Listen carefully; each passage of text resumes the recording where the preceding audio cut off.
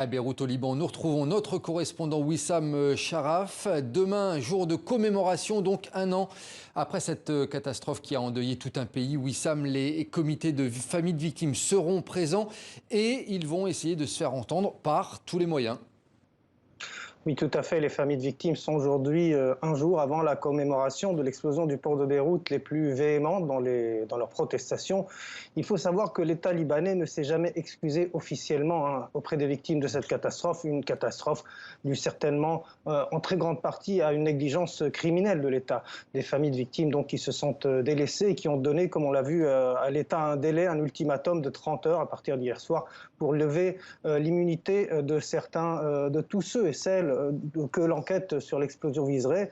Cette décision potentielle fait bien entendu peur à certains membres de la classe politique, dont certains membres sont sûrement impliqués puisqu'ils étaient responsables, puisqu'ils étaient au pouvoir au moment des faits.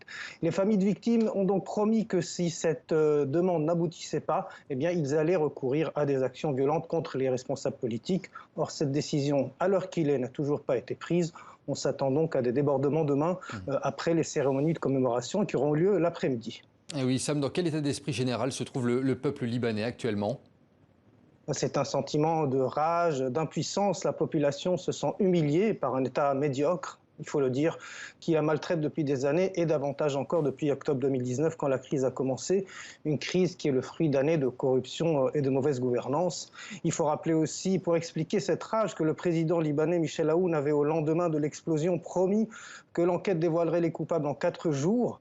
Et là, au bout d'un an, eh bien rien, aucune réponse, aucun responsable inquiété et les dirigeants politiques d'une indifférence grotesque qui ignorent complètement les souffrances de leur peuple et qui s'enfoncent davantage tous les jours dans d'interminables querelles politiques. Merci.